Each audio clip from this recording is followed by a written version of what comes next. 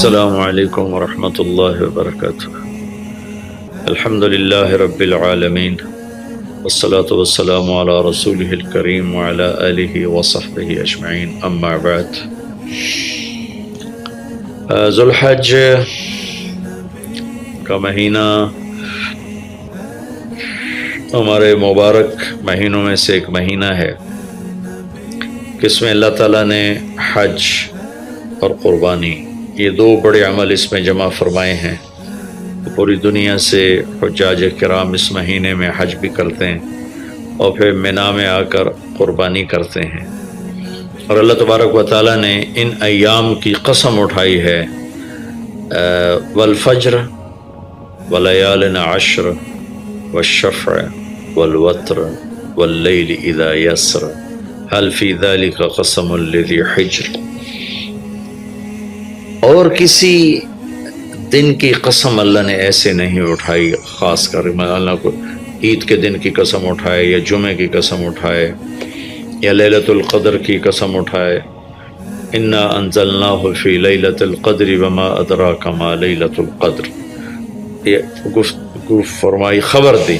لیکن والفجر، مجھے قسم ہے فجر کی، اس سے مراد 10 تاریخ کی صبح، جو 9 کا دن گزار کے حج کا دن ہوتا ہے، اور وہ گزار کے جب 10 کی صبح یعنی قربانی کی جو صبح ہے، اللہ نے والفجر اس کی قسم اٹھائی۔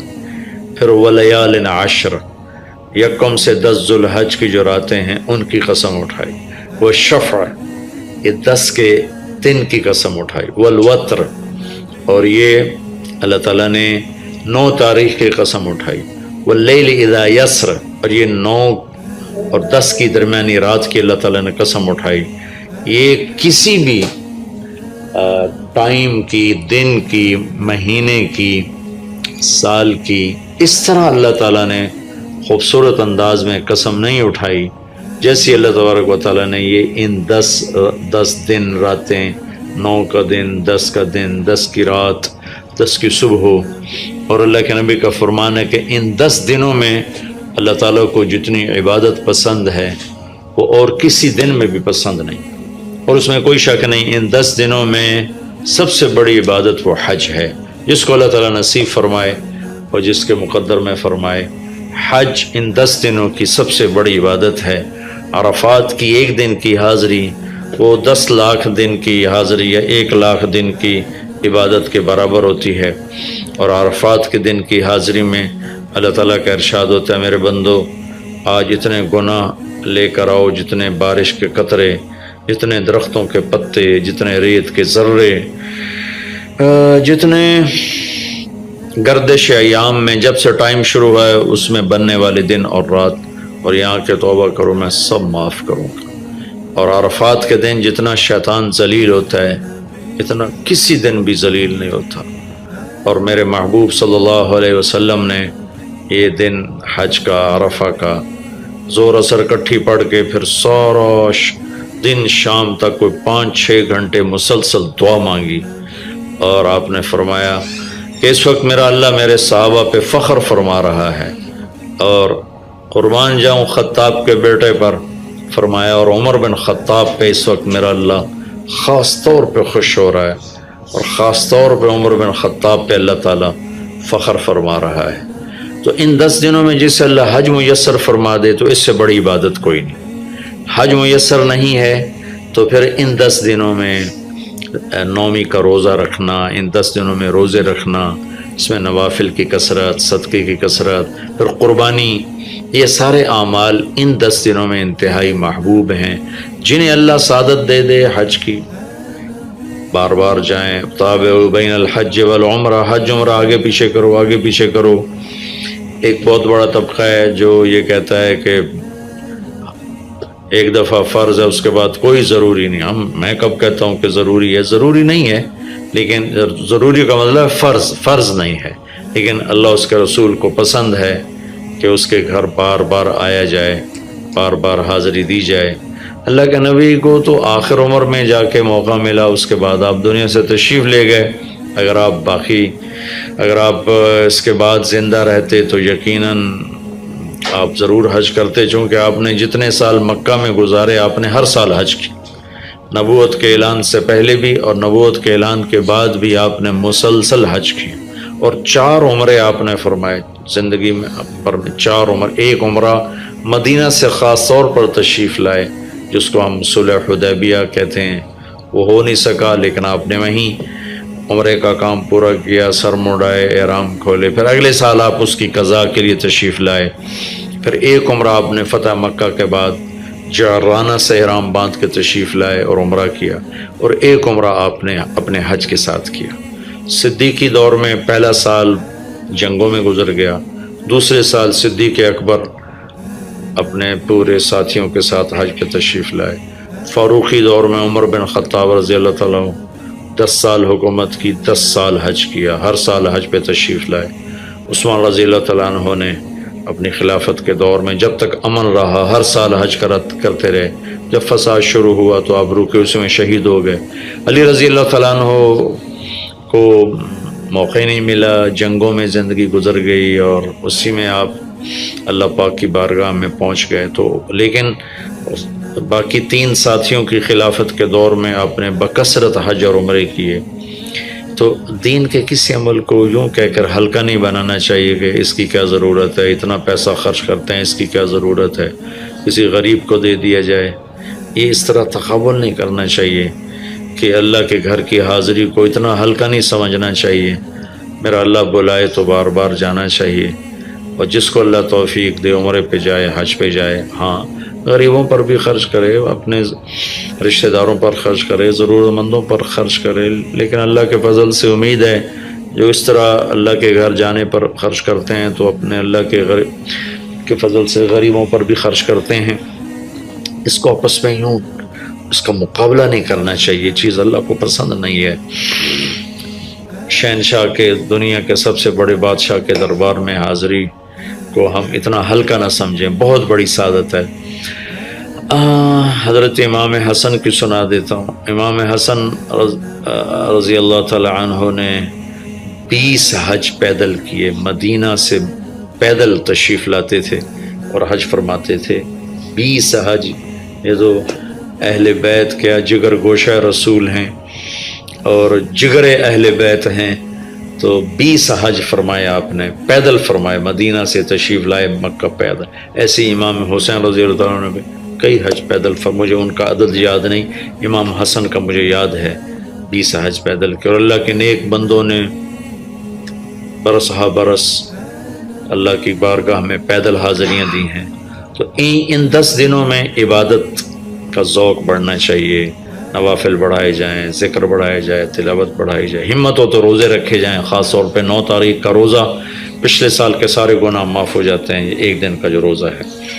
پھر اس کا دوسرا جو بڑا عمل ہے وہ قربانی ہے، اور یہ قربانی آدم علیہ السلام سے چلی آ رہی۔ وَاتْلُ عَلَيْهِمْ نَبَأَ ابْنَيْ آدَمَ بِالْحَقِّ إِذْ قَرَّبَا قُرْبَانًا فَتُقُبِّلَ مِنْ أَحَدِهِمَا وَلَمْ يُتَقَبَّلْ مِنَ الْآخَرِ۔ اس قربانی کی بنیاد تو آدم علیہ السلام سے پڑی ہے، لیکن ہمیں جو حکم ملا وہ سنت ابیکم ابراہیم، وہ ابراہیم علیہ السلام کی سنت ہے قربانی۔ ایک بہت خوبصورت قصہ ہے اور بہت عجیب و غریب قصہ ہے کہ اللہ پر سب کچھ لگا دینا۔ ایک شخص کو اولاد کے لیے دعا مانگتے مانگتے مانگتے کچھ 60 برس گزر گئے، 65 برس گزر گئے۔ رب ہب لی من الصالحین، یا اللہ مجھے نیک اولاد دے دے، نیک اولاد دے دے۔ نیک اولاد میری 84 سال کی عمر میں، اللہ نے 84 سال کی عمر میں بیٹا دیا۔ بڑھاپے کی اولاد تو دل پکڑ لیتی، اور ابھی چند دن نہیں گزرے تھے کہ اللہ نے کہا جاؤ اسے چھوڑ کے آؤ۔ یہ کہاں چھوڑ کے آؤں؟ جبریل آئے گا تمہیں راستہ بتائے گا۔ تو جبریل انسانی شکل میں آئے، وہ براق کی طرح نہیں ہے سفر ہوا کہ ایک دم میں پہنچا دیا، بلکہ جبریل انسانی شکل میں آئے، اونٹنی پر سوار ہو کر، ابراہیم علیہ السلام دوسری اونٹنی پر، بچہ اور بیگم، اور ان کو فلسطین سے چلایا، اور چلاتے چلاتے چلاتے چلاتے جب مکے کے کالے پہاڑ آ گئے جہاں کچھ بھی نہیں ہے، نہ پانی نہ سایہ، کہ یہاں چھوڑ دو، بیت اللہ ٹیلا تھا اس وقت، یہاں چھوڑ دو۔ تو ابراہیم علیہ السلام جو آگ میں ڈلتے ہوئے نہیں گھبرائے، یہ بات سنی تو گھبرا کر کہنے لگے یہاں کیسے چھوڑ دوں، یہاں تو کچھ بھی نہیں ہے۔ تو جبریل نے کہا جی آپ کے اللہ کی منشا ہے کہ اس بچے کو یہیں چھوڑ دیا جائے، تو نے وہیں چھوڑا اور واپس چل دیا۔ اور حضرت ہاجرہ حیران پریشان ہو گئی، کہاں چھوڑ کے جا رہے ہو، کیوں چھوڑ کے جا رہے ہو، جواب ہی نہیں دے رہے۔ 3 میل ان کے ساتھ چلتے نہیں، وہ جواب ہی نہیں دے رہے۔ 3 میل کے بعد ان کو یاد آئی یہ تو اللہ کے نبی ہیں۔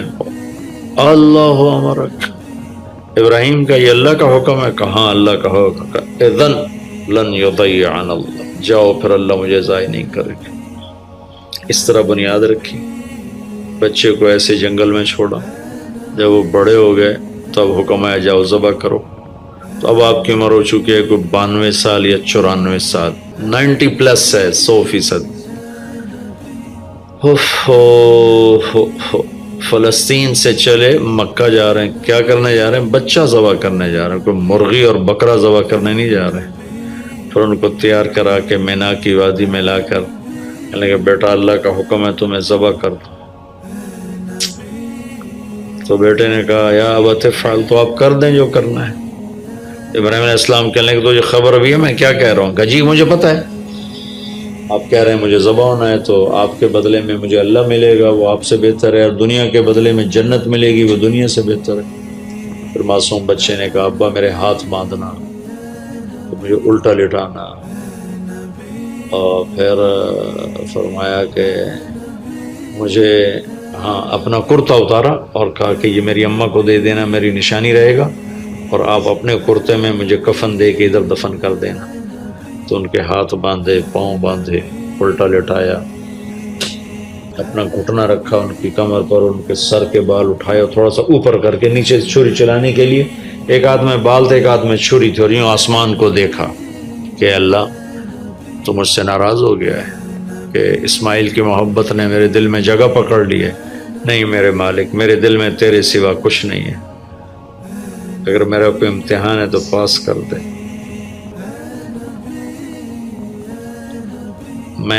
میرے دل میں تیرے سوا کچھ نہیں ہے، اور اگر تم مجھ سے ناراض ہے تو اپنی ناراضگی دور کر دو، چھری چلا دو۔ تو میرے مالک نے اسماعیل کو نکال کر چھترے کو ڈال دیا، چھترا، اور آنکھ کھلی تو آنکھوں پر پٹی تھی، کھولی تو آگے چھترا ذبح تھا۔ نبی پاک صلی اللہ تعالی علیہ وسلم قربانی کے موقع پر 2 چھترے، بکرا نہیں، بھیڑ نہیں، گائے نہیں، بھینس نہیں، 2 چھترے ذبح فرماتے تھے قربانی کے، ایک اپنی طرف سے ایک امت کی طرف سے۔ حج کے موقع پر آپ نے 63 اونٹ ذبح کیے،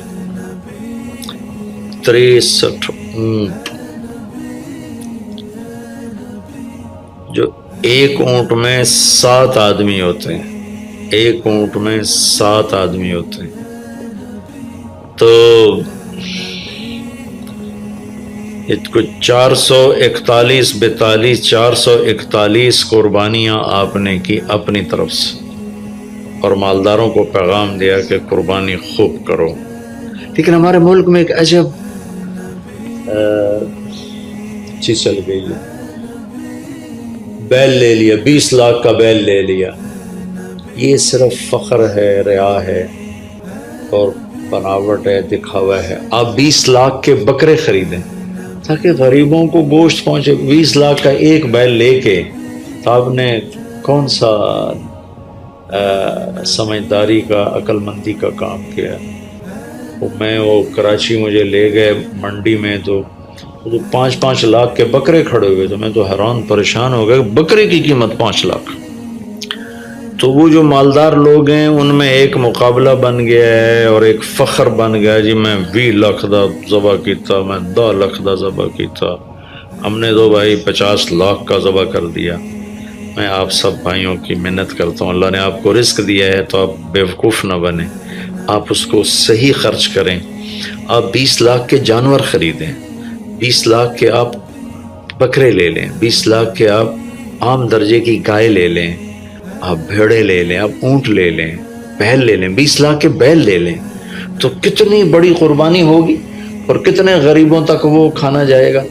20 لاکھ کا ایک بیل لے کر آپ نے کیا کمایا، کون سی نیکی کمائی آپ؟